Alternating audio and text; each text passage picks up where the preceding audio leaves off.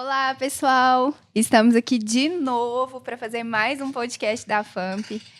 Hoje a gente tem como convidado aqui o Dr. Luiz Fernando, advogado do NPJ. Eu acabei de perguntar aqui se já tinham escolhido o nome desse podcast e me disseram que ainda não, então vou falar de novo, né?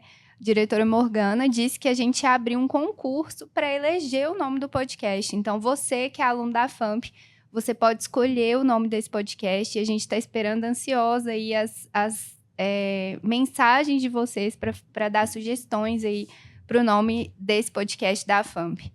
Mas hoje a gente vai falar sobre um tema que é muito interessante. A gente costuma dizer que talvez seja um dos temas que mais chama atenção no universo jurídico, que é o Tribunal do Júri.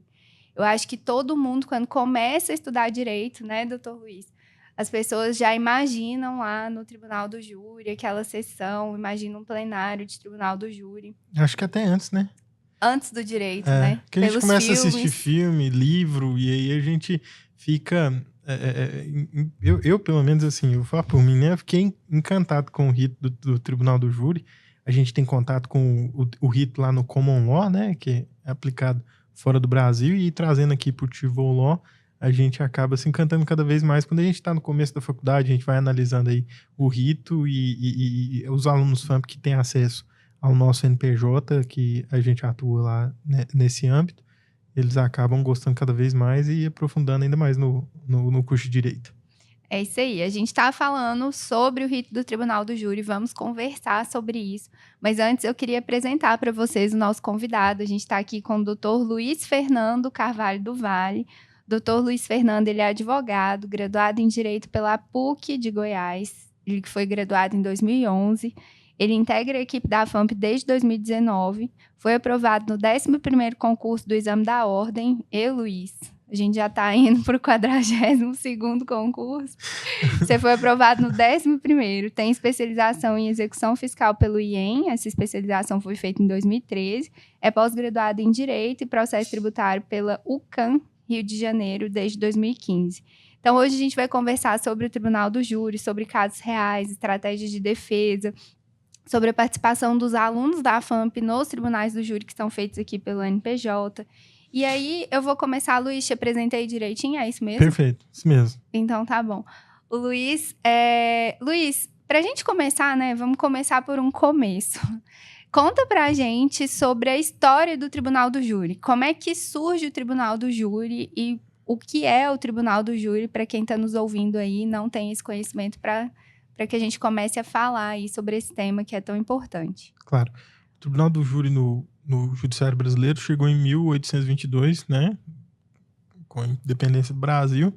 Nós tivemos aí o imperador Dom Pedro I, que instaurou forçosamente, né? Não foi voluntário, né? O Senado obrigou que Dom Pedro I fizesse a instalação do primeiro Tribunal do Júri no Rio de Janeiro, na capital do Brasil na época. Mas se a gente voltar antes ainda da aplicação do Tribunal do Júri no Brasil, o júri faz parte da vida da gente desde o começo, né? Nós temos aí uma teoria de aplicação do direito do contrato, né? Do contrato social, que é a teoria que é mais difundida. Então, nós temos aí, no caso do povo, uma separação entre povo e governo. E para dar legitimidade ao governo, o governo traz o poder do povo para aplicação do direito. E diretamente no Poder Judiciário, a gente vem fazendo isso desde a Grécia Antiga, né, com o Senado grego, os governantes gregos. Eles têm aplicado essa escolha, essa eleição do povo para aplicação jurídica desde os primórdios da civilização. A evolução do júri, como nós o conhecemos hoje, vem da Revolução Francesa, né? Quando nós tínhamos o magistrado, o parquet e os avocats.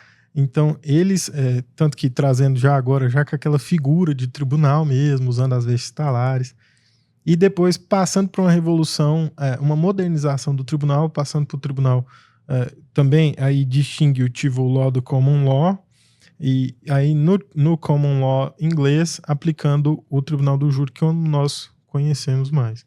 E aí, uma retrospectiva trazendo para o Brasil, 1822, como eu disse, né? Dom Pedro I instalou o primeiro tribunal do júri aqui no Brasil para julgar os crimes de imprensa, que hoje acontece o seguinte, como nós tínhamos um poder que emanava do imperador e não do povo, para legitimizar, para dar legitimidade a esse imperador, nós conferimos a liberdade de imprensa. Vai ter 1 ou 2 jornais em circulação, e os crimes que esses jornais, seja de calúnia, difamação, não só do imperador, mas de qualquer cidadão, viessem a cometer, eles seriam julgados por um tribunal do povo. E por que isso? Porque se eu me ergo contra um jornal, eu sendo o imperador, por exemplo, Dom Pedro I, suponhamos que na época as ilegalidades do governo de Dom Pedro I fossem narradas num jornal. Dom Pedro I fechava o jornal. Ele era o dono do poder, ele era o dono do judiciário, ele era o dono da polícia. Então ele delega isso pro povo. Justamente. Vocês vão decidir. Justamente, para dar legitimidade ao governo. Seria uma liberdade de empresa forçosa, né? E por isso que no começo eu disse que Dom Pedro I não tinha esse interesse, né? Nós sabemos das extravagâncias de Dom Pedro I, nós sabemos dos casos que ele tinha com a Marquesa de Santos, né? Então, inclusive, a Duquesa de Goiás, só existe uma foto dela até hoje, né? Que foi publicada, que é a filha de Dom Pedro I com a Marquesa de Santos. Então, nós tivemos essa foto, inclusive, porque tinha essa liberdade de imprensa que foi forçada ao Dom Pedro I. E isso foi feito durante o Tribunal do Júri. Já no governo de Vargas, em 1936, quando vem o Estado Novo, vem um rito do Tribunal do Júri que se aplica já aos crimes capitais, né? Que é o homicídio. Não era parecido ao nosso, o rito era distinto. O nosso rito só vai aparecer em 1948. E aí, em 1936, começa a aparecer com o Tribunal do Júri da Revolução Francesa, com o Tribunal do Júri lá da Inglaterra. E em 1948 é o rito que nós temos até hoje. E hoje o Tribunal do Júri ele é previsto, inclusive, na nossa Constituição, né? Então, o Tribunal do Júri hoje ele integra o ordenamento jurídico por mandamento constitucional. Ele é previsto na nossa Constituição Federal. Exato. Tanto que quando vieram os regimentos internos dos tribunais, quando nós tivemos a pandemia de 2019 até 2022, todos os atos processuais tornaram-se digitais, né? Uhum. Foi tudo por videoconferência. Esse é o Tribunal do Júri. O Tribunal do Júri não tem como. Não tem como. A Constituição veda, né? Você não pode... O regimento interno do Tribunal de Justiça não é maior que a Constituição Federal. Então, aí, o regimento interno do Tribunal de Justiça não consegue alterar a previsão constitucional, então prevalece o ato presencial. Eu fiz, inclusive, um júri em 2020. Não, 2019 e 2020 eu fiz júris, mesmo com pandemia. O tribunal nos testava, nós usávamos máscaras. Extremamente complicado. Extremamente complicado. Se alguém tivesse com Covid, o júri era adiado. Exatamente. Qualquer membro que tivesse com Covid, seja componente do Conselho de Sentença, Ministério Público, advogado, a gente era testado. Se apresentasse sintomas, se desse positivo o exame... Para Covid, não tinha júri. Não tinha júri. Desconstituiu o Conselho de Sentença, né? Que é o... Para quem não entende, o juiz presidente, o juiz de direito, ele não tem força no Tribunal do Júri, ele é um juiz presidente de atos. E quem exerce a soberania da vontade jurídica, né, é o Conselho de Sentença, os jurados, né, o corpo de jurados. Né? Esse corpo de jurados, esse nome não existe, isso vem do common law. No Brasil a gente chama de Conselho de Sentença. E o Conselho de Sentença, ele é instaurado pelo juiz de direito e também é dissolvido pelo juiz de direito. Então, houvesse lá um jurado, ou mesmo que antes do sorteio. Vamos aproveitar que a gente está nesse tema, vamos falar um pouco sobre como funciona o Tribunal do Júri, para quem está nos ouvindo, né? Os nossos alunos, com certeza, já têm esse conhecimento mais consolidado, mas tem pessoas que podem estar nos ouvindo e que não sabem como funciona o Tribunal do Júri, o que é o Tribunal do Júri, qual tipo de crime o Tribunal do Júri tem a competência para julgar. Então, vamos falar um pouquinho sobre isso, né? O Tribunal do Júri, ele se forma e ele vai ser composto ali por jurados. Vamos falar um pouquinho para o pessoal saber, né? Como é que é? Qual crime vai ser submetido ao julgamento do Tribunal do Júri? O crime capital. O homicídio, o crime doloso contra a vida, né? Porque homicídio pode ser qualificado, feminicídio, tem várias... São os crimes dolosos contra a vida. Então, crimes dolosos contra a vida, que são aqueles em que o sujeito ele tem intenção de praticar, né? Então, se for um homicídio culposo, quem vai julgar esse crime vai ser o juiz de direito, aquele juiz mesmo que passou no concurso. Já se a gente vai falando de homicídio doloso, a competência para julgar esse crime vai ser do Conselho de Sentença, do Tribunal do Júri.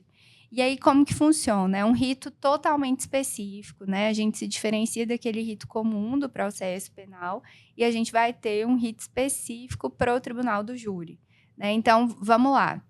Aconteceu o crime, vamos contar São três fases, né? Já começa aí, já é diferente. Isso, vamos contar. Em vez de ser dividido em duas fases, como o crime comum, que é na fase administrativa, e a judicial, que já seria fase administrativa, inquérito policial e fase judiciária após a oferta de denúncia, o Tribunal do Júri é dividido em três. Primeiro é a fase administrativa, o inquérito policial, né? São as investigações, justamente, né, para quem está nos ouvindo. E o relatório final, né, que é o mais importante da investigação, que é o relatório do delegado, o relatório final, que é a conclusão do inquérito policial, né, que é o resumo de tudo aquilo que foi perpetrado durante o inquérito policial, que são as oitivas, as investigações forenses, perícia, tudo aquilo que é feito na fase administrativa, né?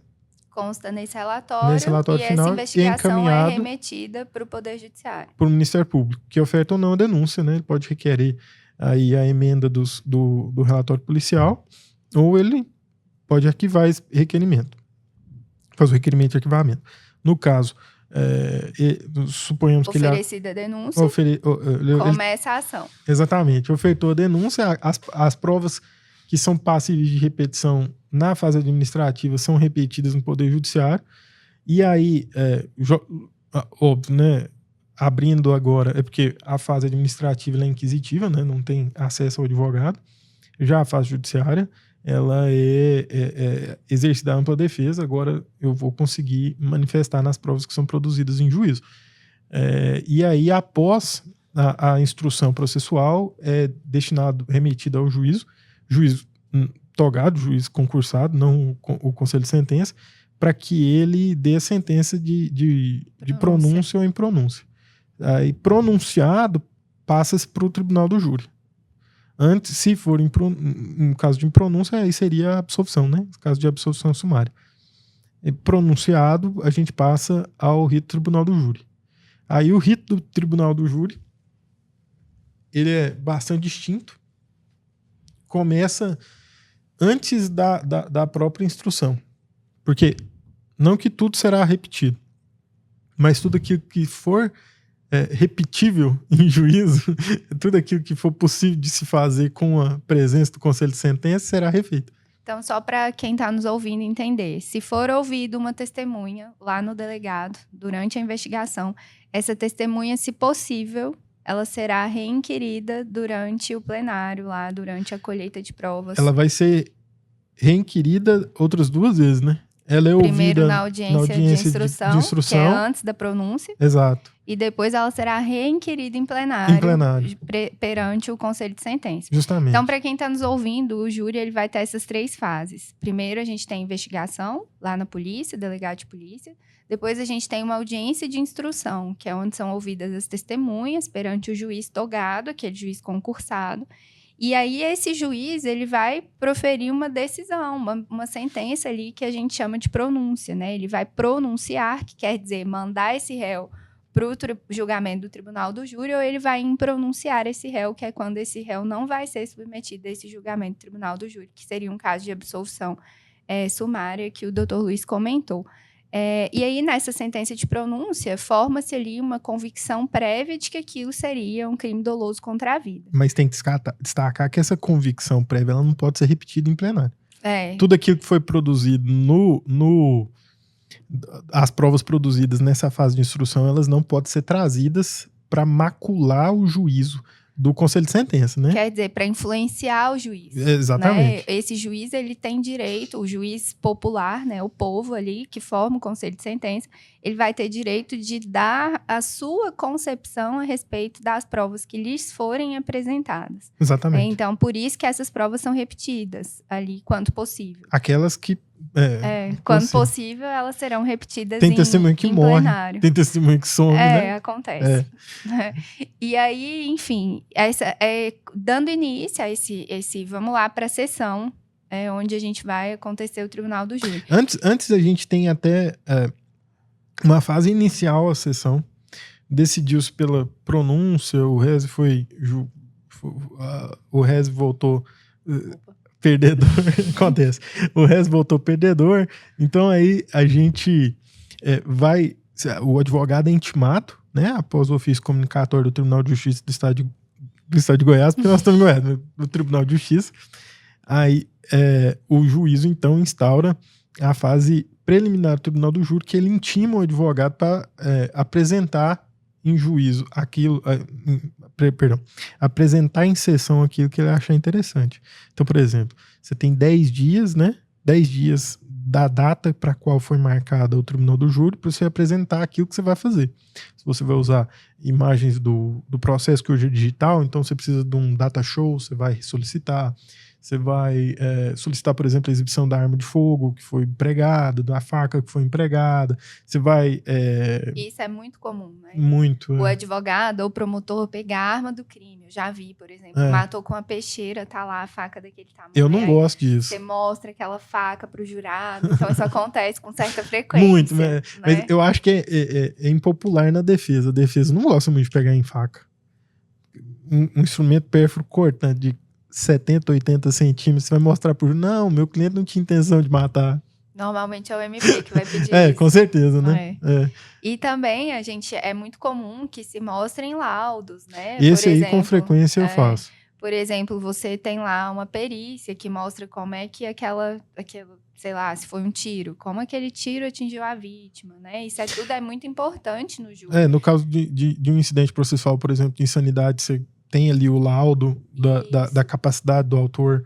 Então, laudos eu acho mais importante mostrar. Então, esse é o momento. Prévio ao tribunal do júri, o advogado vai ter que se manifestar. Designou a sessão. Foi designada a sessão. Dia 21 de outubro de 2024. Até o dia 11, você tem que fazer esse requerimento. O que você vai apresentar em juízo, o que você vai fazer. E também as testemunhas, né? Se tiver alguma outra prova. As testemunhas ainda antes você já é intimado, né? Você tem o prazo maior. Aí você geralmente já arrola, o Ministério Público já vai arrolar, e aí para não houver capacidade do promotor desistir da oitiva de uma testemunha sem a sua manifestação, você arrola as mesmas, né? Então, aí, desde antes, marcou a sessão, você foi intimado, você tem um prazo maior do que os 10 dias, prazo de 15 dias. E quantos jurados? São quantas pessoas que compõem o conselho de sentença? São 7. 7 jurados. 7. É feito um sorteio. Explica aí para quem está nos ouvindo. Então, previamente, a sede de comarca, igual aqui em Mineiros é sede de comarca, eles fazem uma pré-seleção de quem pode ser jurado ou não. Geralmente são voluntários, né? São pessoas que têm aptidão para concurso público, que querem melhorar a graduação deles nessa situação, então eles se dispõem a ser membros componentes do Conselho de Sentença. Então são selecionados dentre essa lista de voluntários 21, né? 21 pessoas, e elas são intimadas no dia da audiência para lá se apresentarem, no dia da sessão. É claro que, evidentemente, eles podem justificar ou abonar alguma falta, mas caso eles não se justifiquem e faltem, aí é aplicada a multa, né? Porque não é... Assim, é obrigatório aí, mas não é obrigatório você se voluntariar aí, né? Sim. Vai quem quer. Mas Quando você põe seu nome aí, você é obrigado a ir. Se você se voluntariou, você tem que ir. É uma função com o Estado ali. Você está cumprindo uma função. Naquele momento ali, a gente está exercendo uma função junto ao Estado, uma função pública, né? E aí, chega lá, esses 21 vão ser intimados, esses 21 voluntários, e dentre eles são sorteados. Exatamente. 7. Aí, uma curiosidade que eu tenho, que talvez alguém tenha também, de advogados que têm atuação no Tribunal do Júri, qual é o tipo de jurado que você recusa a participação? Que você fala, não, esse eu não quero. Depende muito. Que compõe o conselho de sentença. Depende muito do autor. Depende muito do tipo de homicídio, depende muito do autor. Eu tenho para mim que, geralmente, eu procuro pessoas que consigam se identificar com o autor. Então, ali eu faço... se o autor for homem, prefere-se que sejam homens. Depende, por exemplo, nos casos de feminicídio, eu prefiro mulher. Porque... Engraçado, né? Por quê? Porque o homem... Porque a mulher, em tese, ela vai ter mais raiva, porque ele matou outra mulher. É o contrário. Uma mulher aceita uma justificativa do feminicídio, por quanto o homem não. Tem aquele negócio de sexo frágil, né? Não, mas é verdade. Tem aquele negócio de sexo frágil, né? Na cabeça do homem, é injustificável matar uma mulher. Mas você tem 100 quilos, você vai matar uma mulher de 50? Entendi. Entendeu? Então, quando eu vou compor conselho de sentença para feminicídio, eu escolho sempre mulheres. Assim, é claro que são estratégias, né? Cada advogado vai ter a sua. A minha é essa, eu enxergo dessa maneira. Um homem isso também vem com a experiência, né? Um homem não consegue se vincular a um homicida de mulher. Não existe. Eles têm asco do homicida de mulher. E questão de infanticídio também, aí é muito complicado o infanticídio, mas aí eu vou na idade do jurado. Não, do jurado. Quanto mais jovem, maior a minha intenção de colocar no conselho de sentença. Entendi. Então vai depender do caso. Depende do caso. Depende. Caso. Evandro Lins e Silva fala sobre isso, né? O maior tribuno do Brasil, Evandro Lins e Silva. Ele fala que nós temos que... Do caso Doda, quem já chegou a estudar, ele foi advogado do Doda, que no caso do feminicídio ele conseguiu... É o DOCA? Street? Isso. DOC Street? Isso. No caso do DOCA, ele conseguiu a absolvição do DOCA no feminicídio, né? Com uma tese horrorosa, né? Que hoje não é mais aceita pelo STF, que é a tese do homicídio em virtude da legítima defesa da honra. É um absurdo. Quer falar sobre isso? Vamos falar. Eu acho que assim, ó. Quem não sabe, vou contar para vocês o caso do Doc Street, que é esse aqui que o Luiz trouxe aqui para nós. O Doc Street, ele era um socialite, né? Um cara no Rio de Janeiro que tinha bastante dinheiro. Aliás, ele era originário de São Paulo. E aí ele vai para o Rio de Janeiro e ele se apaixona pela Ângela Diniz, que é uma mulher recém-desquitada, que tinha saído de BH, uma mineirinha. E aí a Ângela Diniz, ela era conhecida como a Pantera de Minas, né? Era um casal socialite. Se fosse nos dias de hoje, a gente diria que eles seriam ex-BBBs. Super famosos, influencers, estavam na mídia. Então, eles eram um casal muito conhecido.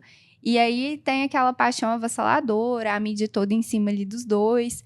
E eles vão para Búzios, para a Praia dos Ossos. E ali é um relacionamento, a gente percebe, né, pelas histórias que são contadas, que era um relacionamento bastante abusivo, o Doca muito ciumento.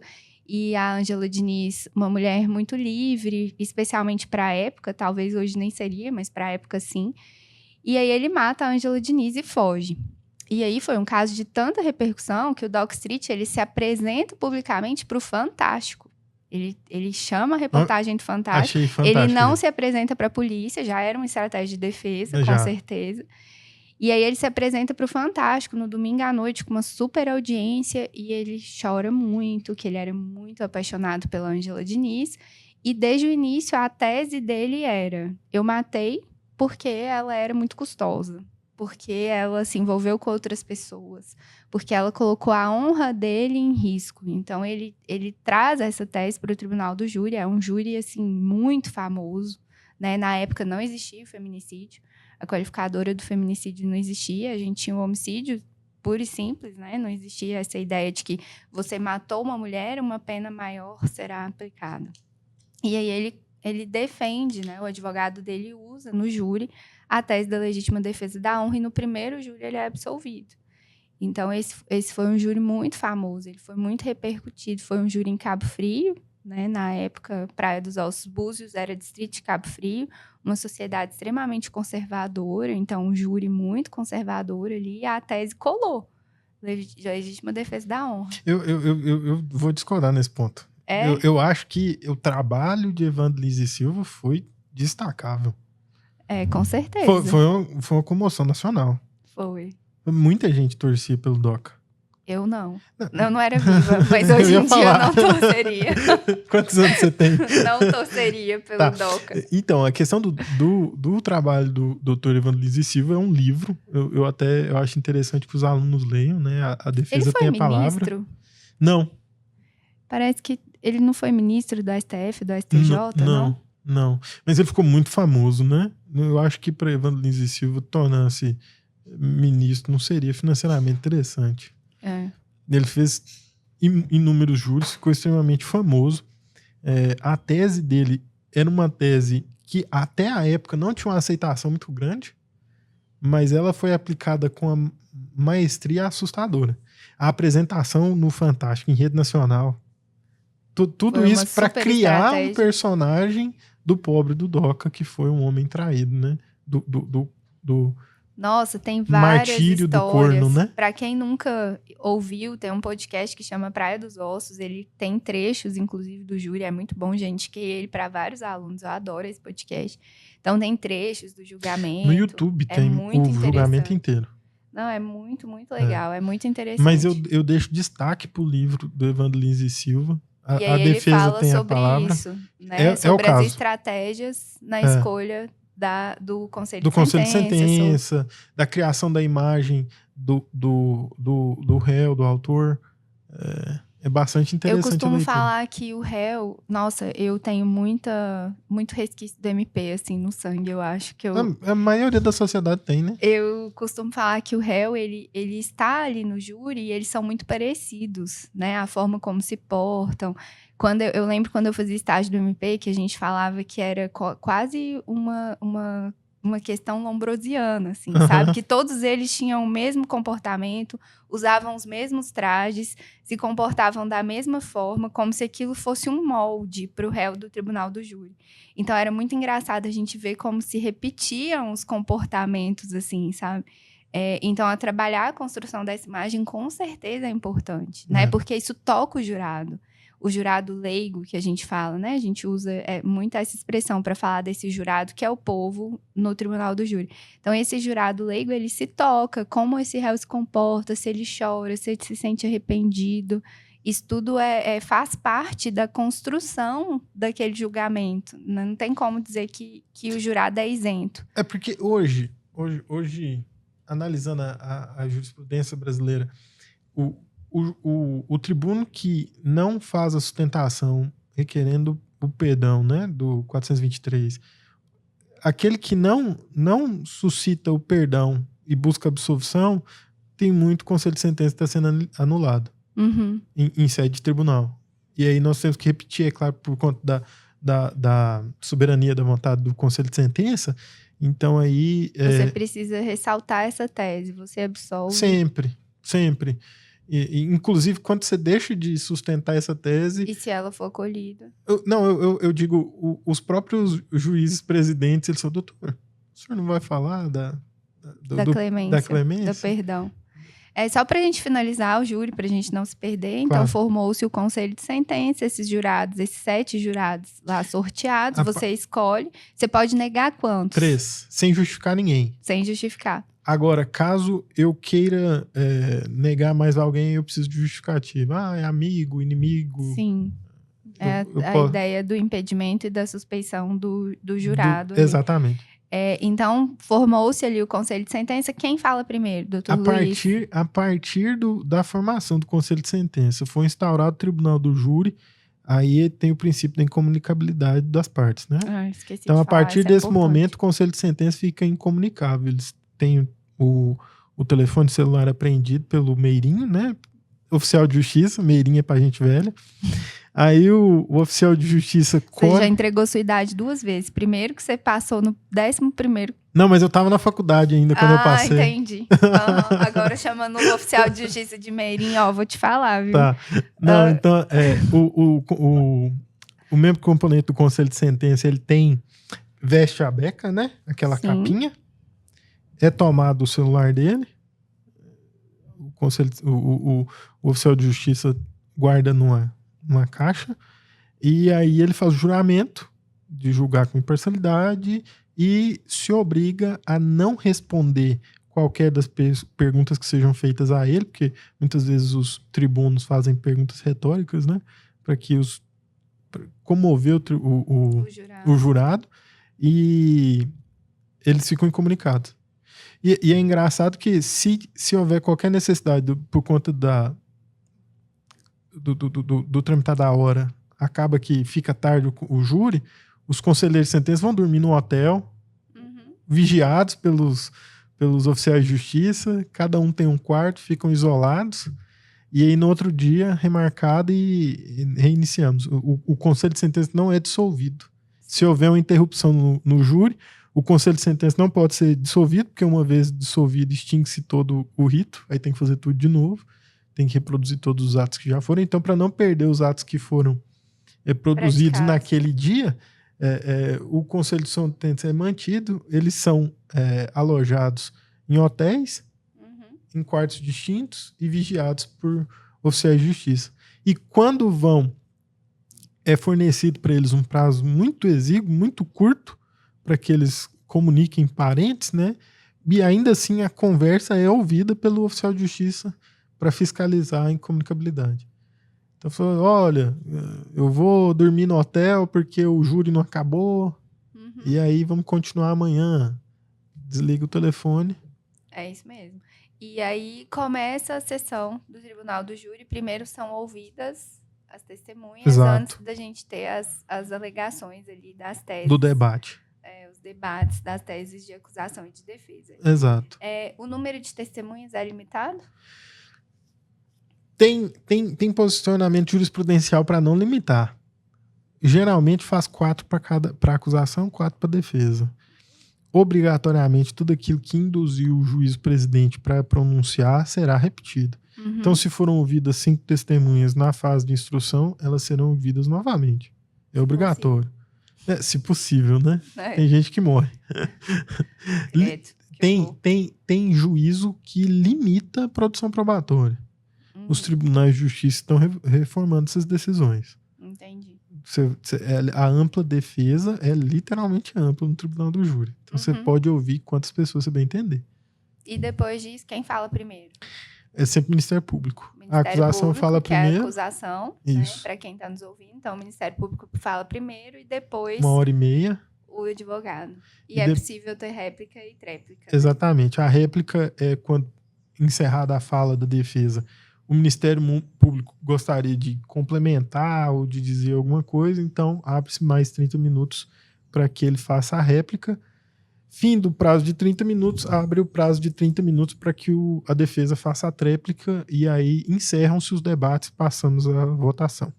As votações, como que funcionam as votações? Primeiro, antes mesmo de informado ou de instaurado o conselho de sentença, o magistrado senta tanto com a defesa quanto a acusação e nós fazemos a lista de quesitos, né? Com as teses que serão apresentadas no conselho de sentença. Então, tem aqueles quesitos que são obrigatórios, que a gente acabou de falar de né? Da absolvição, o quesito da clemência. A autoria, materialidade, esses 3 são obrigatórios. Aí a capacidade não é obrigatório, mas eu sempre faço questão de constar, porque vai considerando que ele era incapaz, aí eu ganho pelo menos a redução da pena. E... no mais, são as teses que forem arguídas na fase de debate. Exato. Então, se tiver sido alegada legítima defesa, a legítima defesa vai constar. Se tiver sido delegada a desclassificação, A desclassificação será constada também será na folha de constada. quesitos. A absolvição também. Essa é obrigatória, a gente já falou. Então, E isso que mais? é basicamente isso. A gente apresenta a folha quesitória, né? Então, nós temos aqui os quesitos que serão questionados ao júri. E as respostas são sim e não. Que eu acho isso muito interessante. Né? A votação é secreta. A votação é secreta. E aí tem muita gente Mas ela que é não secreta conhece ao o rito. absurdo. E tem muita gente que não conhece o rito e que fica assustado quando chega para assistir um júri e fala, ué, como assim vão mandar a Aluno gente da sair? FAMP não fica assustado. Porque vem fazer o júri comigo, né? E fica lá, Aí né? fica lá. Ele participa como se advogado fosse. Né? Senta ao meu lado na tribuna. É muito legal. É muito legal mesmo. Também acho muito legal. Esses dias nós tivemos um aluno que participou, ele me manda mensagem até hoje. Quando que vai ter mais um? Eu quero fazer outro. Porque ele ficou com você do início ao fim. Do começo ao fim. E participou, inclusive, da votação. Sim. Saiu todo mundo ele o aluno estava lá. Porque ele estava de advogado. De beca. Né? A beca do OAB tava... Ele era o assistente do advogado. A gente podia falar sobre as becas também, né? O porquê que a gente usa beca. Por que a gente usa beca? Não sei essa resposta. Vem do rito francês. Ah, é? Acho tão chique. São as vestes talares. Não chama beca, chama vestes talares. Eu que adoro um look. Acho esse look assim, ó. Eu odeio usar aquele vestidão, ele é muito quente. Nossa, é bonito demais. Acho chique demais. É bonito, é bonito. É o sistema de justiça, né? Aquilo ali eu acho que é o judiciário, assim, né? A cara do poder judiciário, né? Eu acho muito chique. Nossa. Regimento interno do Tribunal de Justiça, primeiro explicando. O regimento interno do Tribunal de Justiça obriga que nas sustentações orais em segunda instância e nas demais instâncias superiores o advogado use as vestes talares. Também obriga que nós as usemos durante o tribunal do júri. Ela tem 3 funções. Na verdade, hoje tem só uma. Mas no começo ela tinha 3, né? Hoje, para que serve? É porque, às vezes, um advogado vai ostentar uma marca, vai ostentar uma grife, e isso pode chamar a atenção no conselho de sentença, então, obrigatoriamente, a gente tem que tampar a roupa do advogado, do promotor de justiça. É a ideia da igualdade. Exatamente. Também, né? Paridade de armas entre o promotor de justiça e o advogado. Isso é muito interessante, porque olha só, para você ver, né? Aqui na FAMP, quando você atua no júri, você atua enquanto advogado dativo, quer dizer, você não está recebendo por aquilo. Né? E aí, do outro lado... Não, eu não posso ser leviano também. Eu tô recebendo R$168. Da justiça. Do Tribunal como advogado dativo. Do estado de Goiás. E seu salário. Também. Então, de graça não é, né, Luiz? Não seremos levianos. A gente não pode assim, ser. O que eu quero explicar para quem está ouvindo a gente é que você vai funcionar como advogado do sujeito que não tem um advogado constituído. Quer dizer, ele não teve dinheiro para pagar um advogado particular e o juiz nomeou para ele um advogado dativo. Exato. Que é o caso do advogado do NPJ. Então, olha só que interessante. Né? Ele está ali sem poder pagar um advogado, mas ele está tendo uma defesa e uma paridade de armas, tanto quanto o Ministério Público tem para acusá-lo. Ele está tendo uma defesa justa, uma defesa. Então, é interessante, né, falar sobre essa função da beca mesmo. As vestes talares, elas... Aí, por que elas chamam vestes talares? Porque... E eu tô chamando de beca, tô errada? Não tá. Não tá. Hoje em dia, ela é beca. Entendi. Hoje é beca. Por quê? Porque ela serve só para tampar a roupa do advogado. Entendi. Antigamente, ela servia para fazer uma distinção entre os magistrados. Porque muita gente não entende, mas o Ministério Público é uma magistratura. Por quê? Porque vem do direito francês. Nós tínhamos 2 magistrados no direito francês, que eram chamados de tablage e o parquet.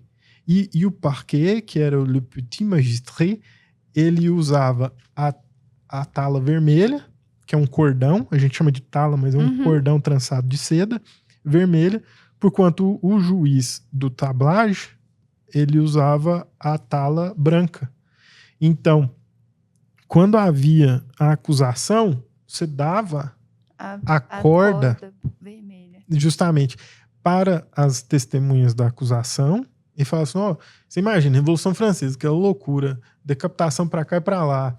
Então, a gente tem que julgar rápido aquilo que está acontecendo. Não dava tempo de de ter um juiz Pra não específico. correr o risco de você decapitar uma testemunha, você amarrava uma cordinha vermelha no braço dela.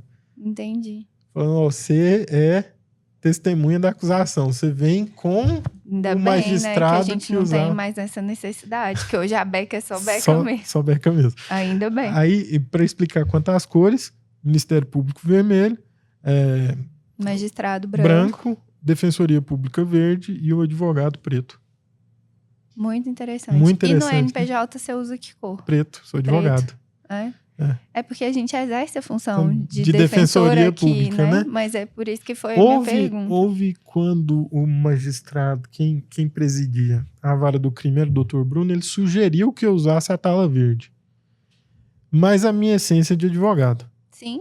Então eu quero usar o preto até... Tá certo. Quando eu morrer.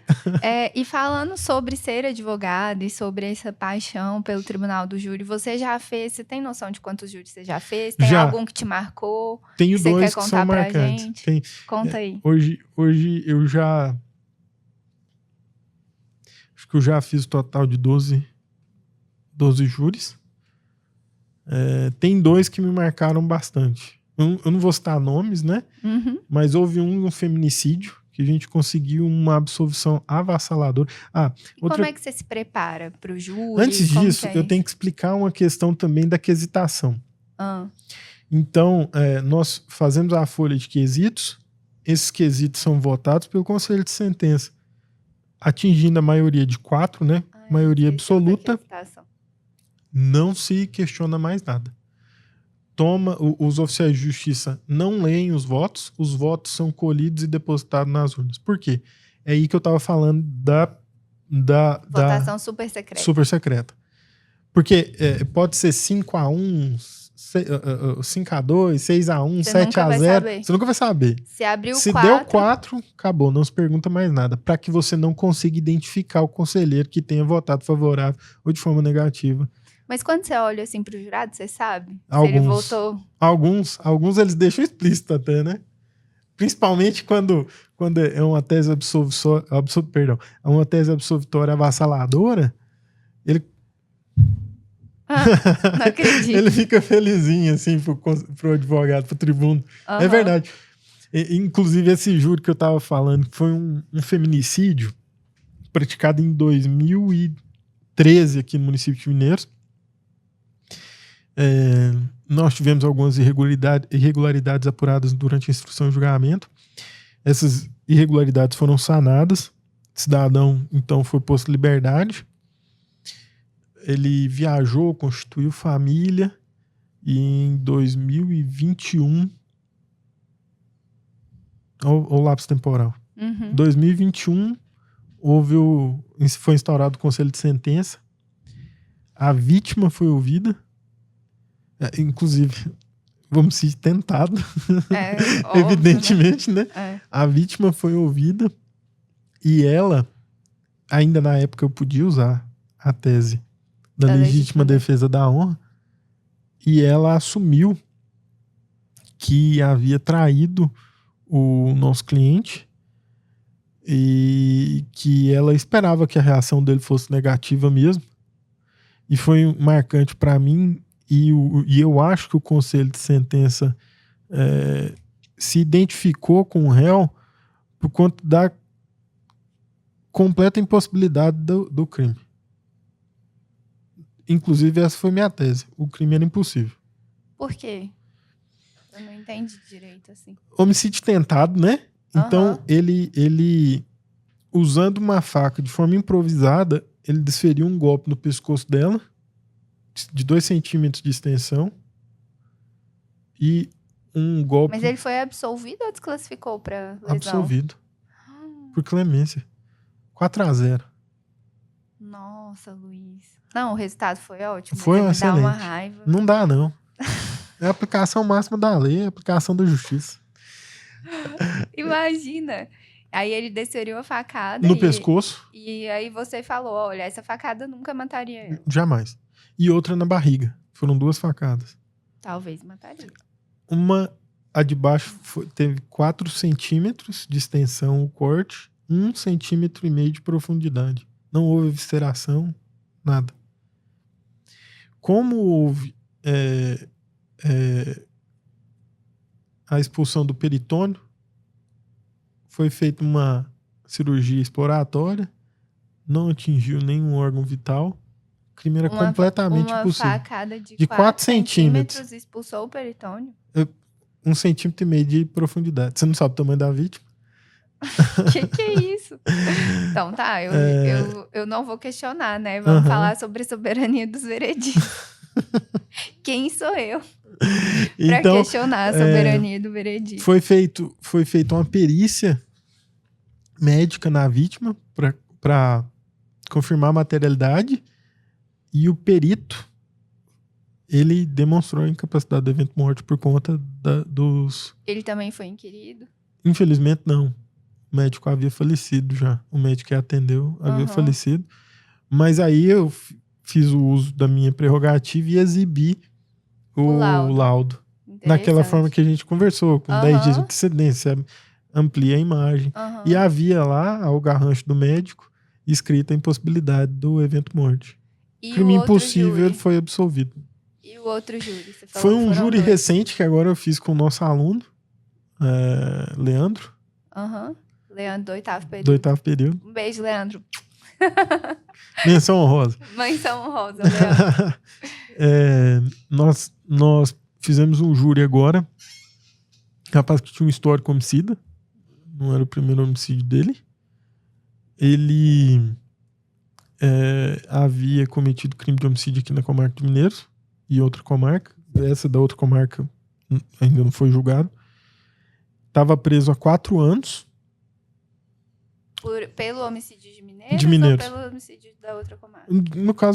No caso de Mineiros. Porque ele havia sido posto em liberdade, foi para outra comarca, cometeu um homicídio e foi preso novamente. A soma total do prazo que ele manteve encarcerado foi de 4 anos. Entendi. Então... Mas esse júri, quando você fez, ele estava preso? Preso. Mas antes, durante a instrução... eu não me lembro porque houve necessidade de coleta de sangue dele e fez uma perícia nesse sangue e constatou a presença de ansiolíticos e antidepressivos.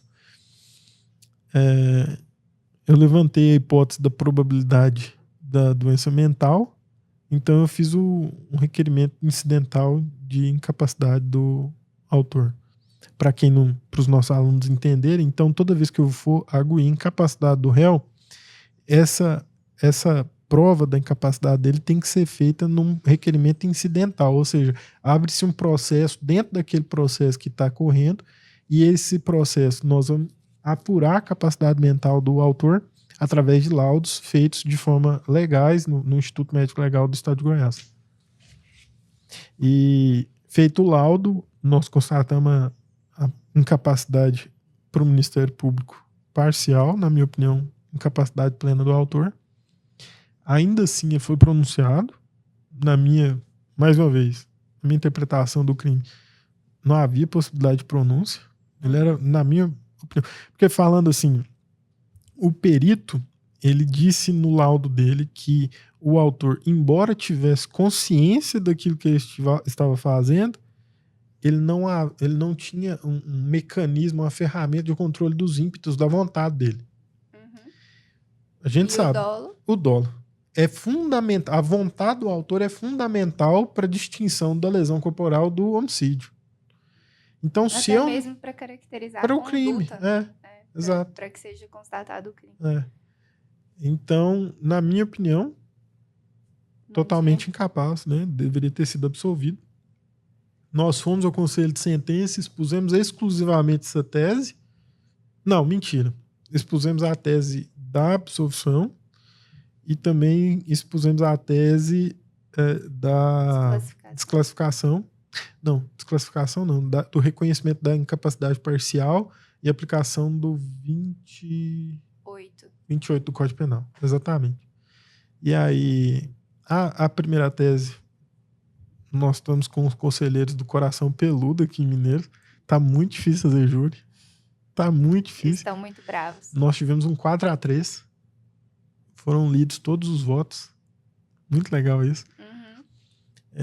Então, a minha tese quase passou, mas faltou um jurado lá convencer-se da incapacidade do autor e ele foi então condenado ao crime de homicídio, contudo foi reconhecida a incapacidade dele e o juiz o condenou a 6 anos de reclusão. Ele já havia cumprido 4, saiu junto comigo na porta da...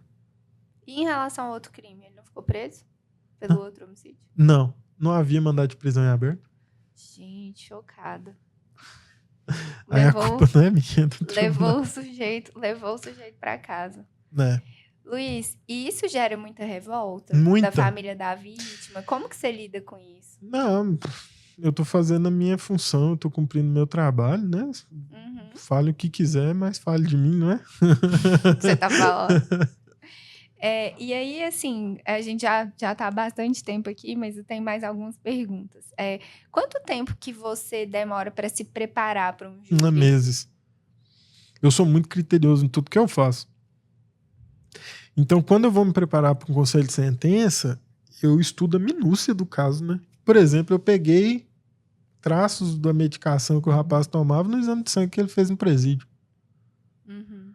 Então, para mim, eu acho que o trabalho do advogado é esse, sabe? É o escrutínio. O trabalho do advogado é ser Ler minucioso. as entrelinhas.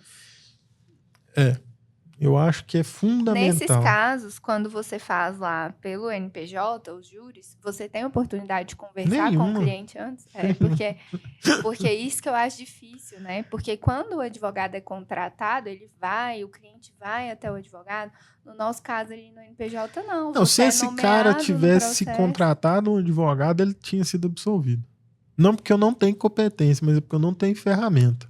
E talvez porque você teria conseguido instruir ele melhor, participado do processo. Não cabia nem instrução, Gabriela. Veja bem, se eu faço um laudo que eu tenho ali uma parcialidade na incapacidade dele, eu vou fazer um contrateste, eu vou, né, extinguir essa dúvida ao máximo. Então, na minha opinião, se eu tivesse ali 2 laudos médicos, um que mostra a incapacidade parcial e o outro que certamente ia mostrar a incapacidade absoluta daquele cara de conviver em sociedade, ele teria sido ou internado em manicômio judicial, que na minha opinião seria o mais adequado, ou teria sim sido absolvido. Entendi. É porque, para quem estiver nos ouvindo, a pena nesses casos ela pode ser convertida em medida de segurança. Luiz, e para a gente fechar, assim, como que funciona a participação do nosso aluno? Qual que é o diferencial, assim, para o aluno que participa do júri? Lógico, a gente tem os júris simulados, né?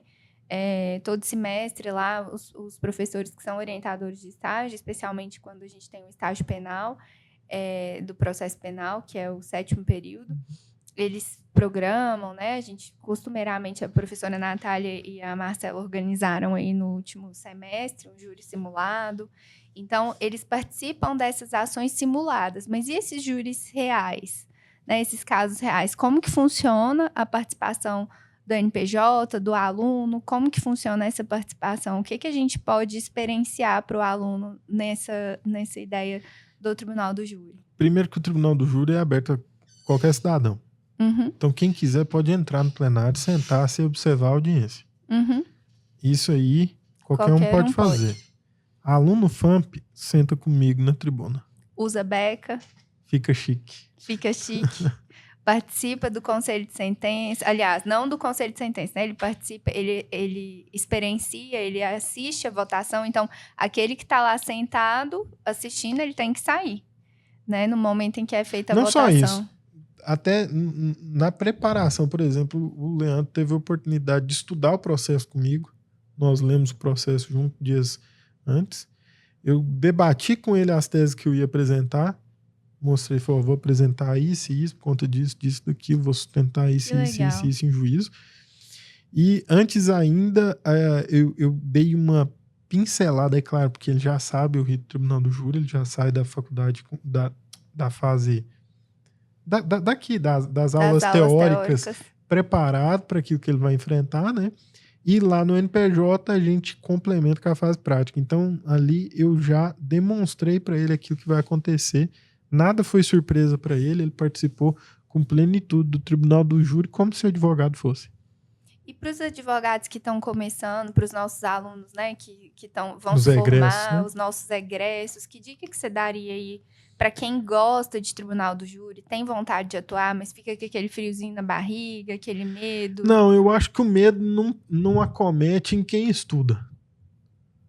Se o medo, se você tiver, você não faz tribunal do júri, você não sustenta em plenário porque você tem medo, é que você estudou pouco. Concordo. Então, evidentemente que tem pessoas que têm mais facilidade de falar em público que outras. Evidentemente tem gente que fala melhor que eu. Hércio Quaresma Firpe, né, que é lá de Minas Gerais também. Um dos maiores tribunos também, na minha opinião. Se bem que ele destoa muito de Evandro Lins e Silva, mas eu sugiro que assistam vídeos dos dois, Evandro Lins e Silva e Hércio Quaresma Firpe. Eu fico abismado com a eloquência com qual o professor Hércio Quaresma sustenta. Aquilo é um... Então a dica seria estudar. não tem outra... Não é dica, né? Isso é obrigação. O aluno tem que estudar, o advogado tem que decorar o processo e principalmente o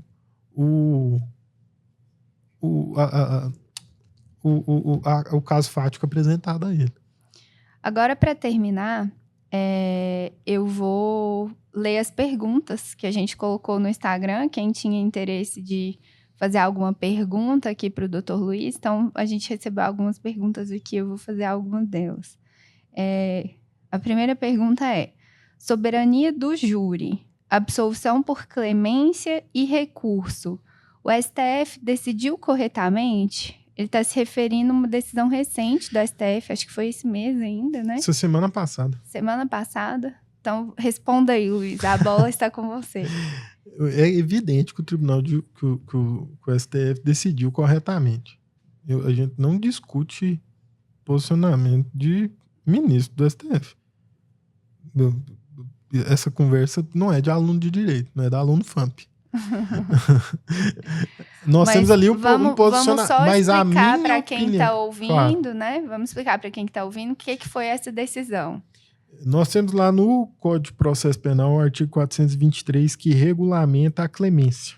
É o perdão que qualquer cidadão pode conferir ao réu que está sendo julgado pelo Conselho de Sentença. Então, o membro componente do Conselho de Sentença ele pode absolver quem ele quiser de forma infundamentada. Não, fulano de tal cometeu o crime, contudo, eu voto pela absolução dele. E não precisa justificar. Por quê? Porque o Conselho de Sentença é soberano. Uhum. Ponto final.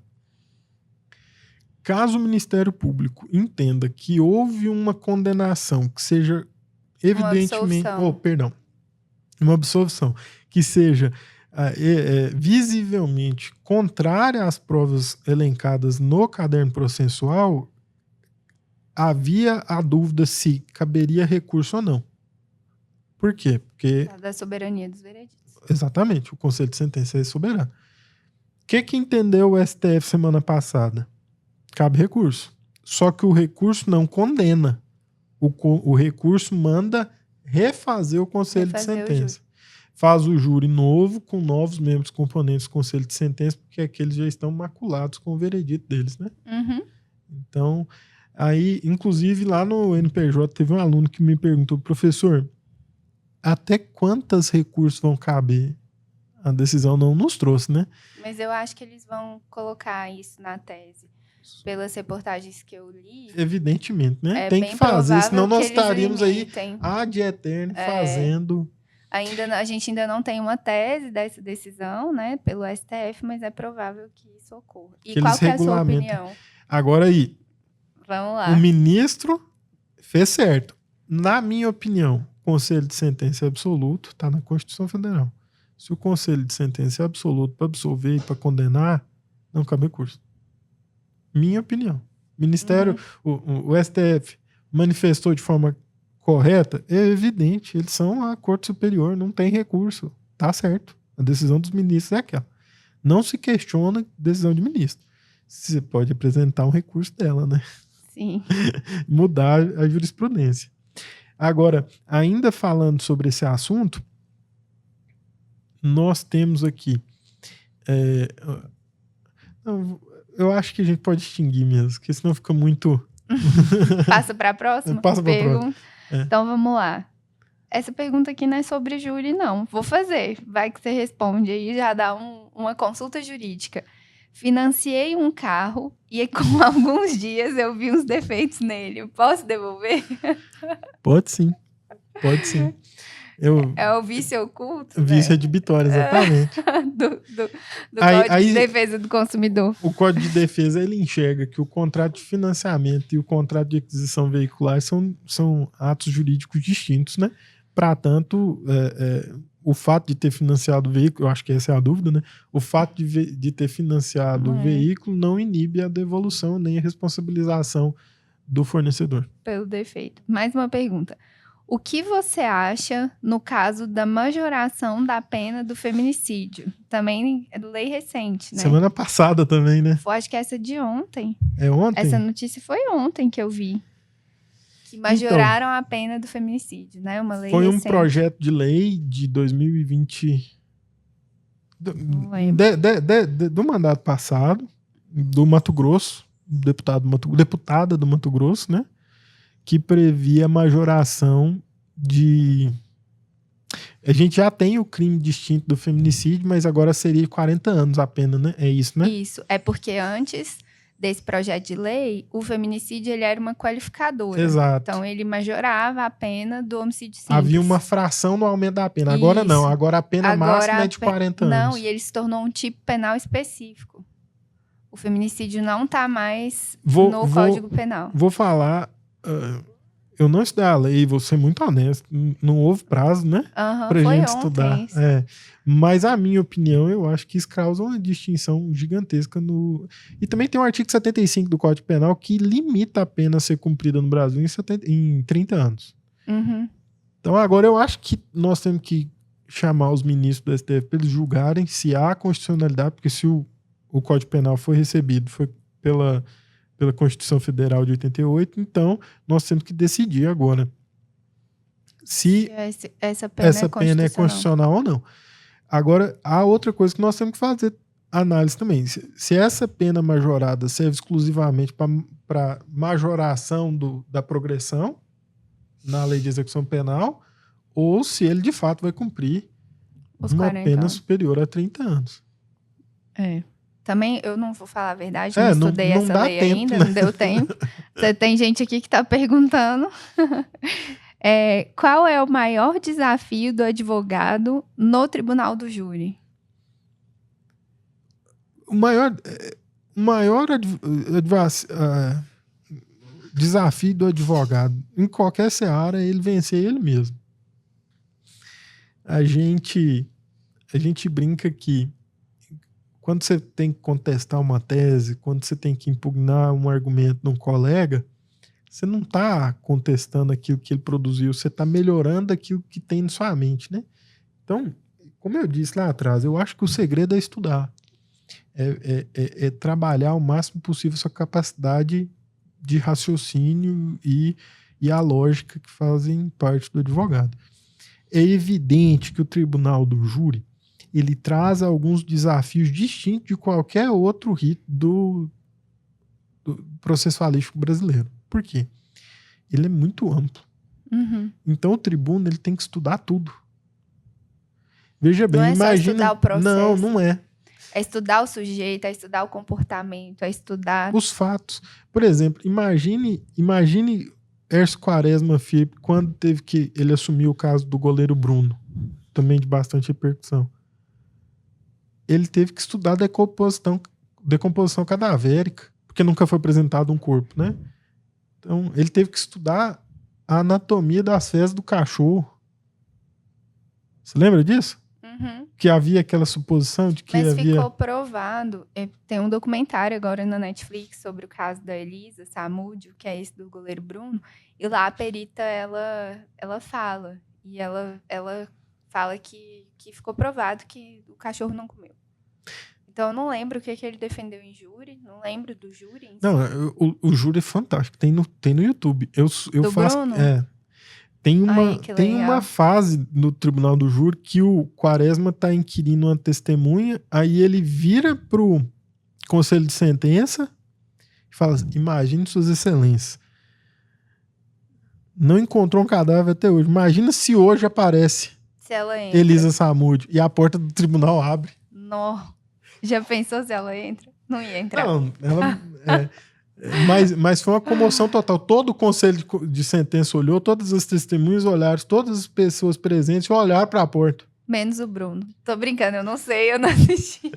Todo mundo olhou, aí voltaram o olhar de volta muito rápido para ele, e ele falou, se suas excelências olharam, é porque suas excelências têm dúvida da materialidade do crime. Nossa. O cara é... Ele tem 3 vídeos que eu acho que são fundamentais para quem quer atuar no tribunal do júri. Qualquer vídeo do professor Hércio Quaresma Firpe, o caso Doca, professor... Acabei de esquecer de falar o nome dele. Acabei de falar o nome dele, esqueci. Tá, passa pra frente. Evandro Lins e Silva. E tem um vídeo também do Evandro Lins e Silva que eu acho fantástico. Fantástico. Foi um homicídio de um rapaz que tinha um problema na fala, um problema fonoaudiólogo, e ele havia cometido um homicídio num bar porque o pessoal ficava chamando ele de Foen. Foen, não sei o que, Foen, e ele não gostava. O professor Evandro Lins e Silva fez os cumprimentos ao magistrado presidente, ao promotor de justiça e ao conselho de sentença 5 vezes. Na 5ª vez que ele foi repetir os mesmos cumprimentos, o magistrado bateu a gabela e falou, doutor, pelo amor de Deus, é a 5ª vez que sua excelência nos cumprimenta e nos chama pelo nome, sustente sua tese. Ele falou, pois então, excelência, essa é a minha tese. Se eu lhe chamei com todo o respeito do mundo, com a maior autoridade que sua excelência tem, por 5 vezes, na 5ª sua excelência se irritou comigo. Imagina se eu tivesse lhe chamado de Foen, ou de qualquer outro apelido pejorativo. Nossa. E ele ganhou o conselho de sentença, o cidadão foi absolvido. Isso tem no YouTube. Você vê que o júri, você precisa ter a técnica, mas é muito mais que isso. Você tem que saber encantar quem tá te ouvindo. Não é encantar, né? Você tem que fazer o conselho de sentença ver que aquele cidadão não é um réu, é um ser humano. Eles têm que se conectar. O conselheiro de sentença tem que se conectar. Ao mesmo componente do conselho de sentença tem que se conectar com o réu. Entendo. A última pergunta, Luiz, é no caso de condenação do cliente, o que fazer? Recorrer, né? Lei de execução penal, né? Aí ele cumpre pena. Ou é absolvido. Não, mas no caso é condenação, né? Não, claro, será apresentada na apelação, recorre-se da pena que foi Você pode conferida, tentar reduzir a pena, exato, ou anular o julgamento, achando alguma irregularidade. Hoje em dia quase não tem irregularidade. Né? Eu acho que com tudo gravado, câmera para todo lado, você fala no microfone, fica cada vez mais difícil você explorar alguma nulidade no conselho de sentença, a menos que exista. Uhum. Esses dias eu vi um colega até falando que um júri passou da meia-noite, o juiz presidente não quis dissolver o conselho de sentença, manteve o conselho de sentença, não, vamos até o final, tá na réplica. Tudo bem. Um conselheiro dormiu. O mesmo componente do conselho de sentença dormiu. Anulou. Olha só. Eu não vivi isso, mas narraram para mim, me contaram essa história. Interessante. Luiz, e para a gente encerrar, eu queria que você deixasse uma mensagem para os nossos alunos, né, encorajando esses alunos para que eles participem mais dos júris, né, estejam ali do seu lado. A gente sempre tem a participação de alguém, mas explicar para eles como que funciona, que eles podem te procurar, e encorajar eles também, além da participação nessas atividades práticas que a gente oferece, também encorajá-los a seguir, né? Para quem gosta, para quem tem uma atração aí pelo Tribunal do Júri, que você deixe uma mensagem aí também para encorajá-los a seguir nessa missão, que eu acho que é uma missão mesmo. Não sei se é uma missão. Tem que ter dom, não gostar. Tem que gostar. Tudo que a gente faz na vida, a gente tem que gostar, né? Sim. A maior tortura do mundo é aquele de ter um trabalho que você não gosta, né? Você vai ter que fazer tudo pro resto da vida uma coisa que você não gosta. Então, a paixão, aquilo que você faz, é obrigatório, é tudo que você vai fazer. Se você tá fazendo uma coisa que você não gosta, você tá fazendo errado. Agora, o que eu falo para encorajar o aluno a participar do tribunal do júri, eu acho que eu não tenho que falar nada. Não existe em lugar nenhum no mundo oportunidade como a que nós, aqui na faculdade, nós fornecemos aos nossos alunos. É simplesmente usar a ferramenta que lhe é dada. Sabe, eu fico limitado. Como que eu vou encorajar uma pessoa a participar do tribunal do júri? É fantástico participar do tribunal do júri. Sentado na tribuna da defesa, participar de todo o rito.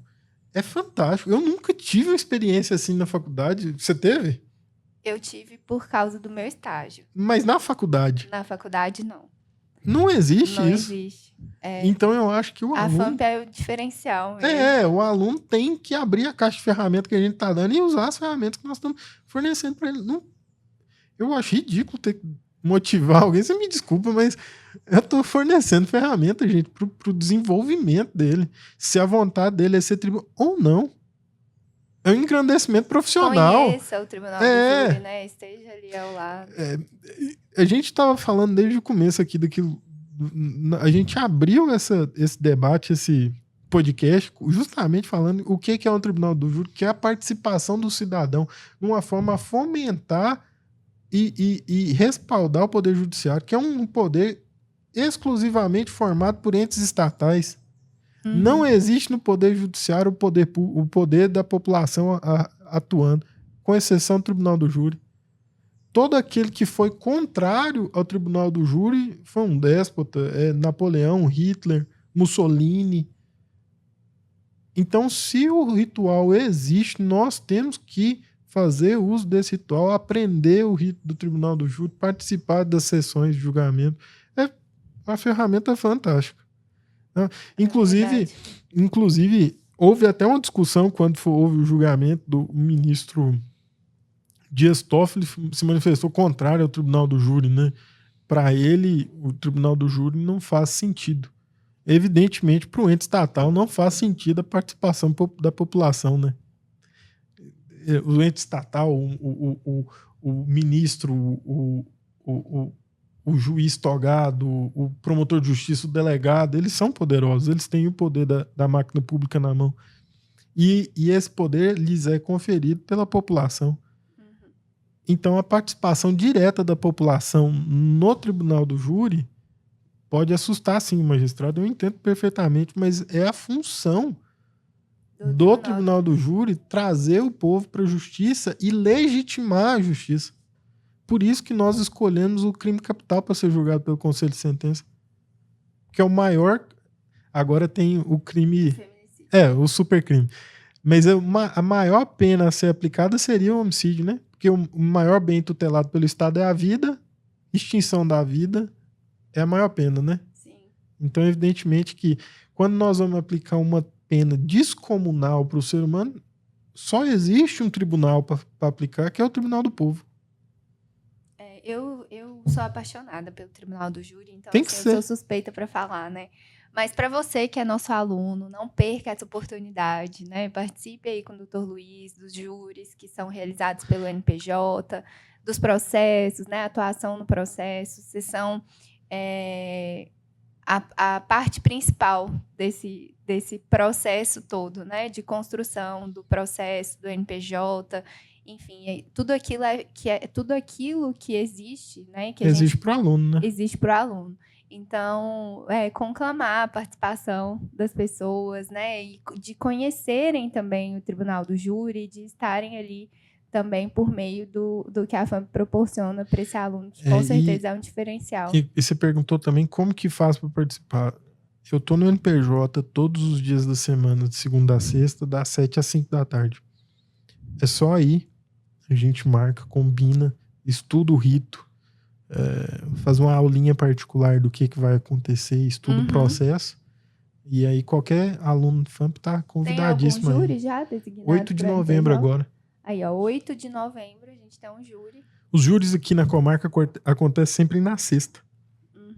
8 de novembro vai ser uma sexta, evidentemente. Então, aí o júri é às 9 horas da manhã. Os alunos estão convidados a comparecer, intimados agora, né? Pelo amor de Deus, compareça. Evidentemente que eu não posso colocar todos os meus alunos na bancada da defesa. Mas pelo menos 5 ali eu acho que a gente espreme. Então tá, Luiz, muito obrigada. Gente, muito obrigada para quem assistiu a gente até agora, né? Se quiserem sugerir temas para a gente conversar, novos convidados, nós estamos aí. Né? Obrigada. Eu que agradeço. Eu peço desculpa se eu fui franco demais em algum momento. Esse é o meu jeito. Agradeço também aos que estão ouvindo e conclamo aos alunos que participem de forma efetiva do Núcleo de Prática Jurídica. Nós estamos lá para atender vocês e a população mineirense de forma geral. Isso aí. Obrigada, gente. Até a próxima.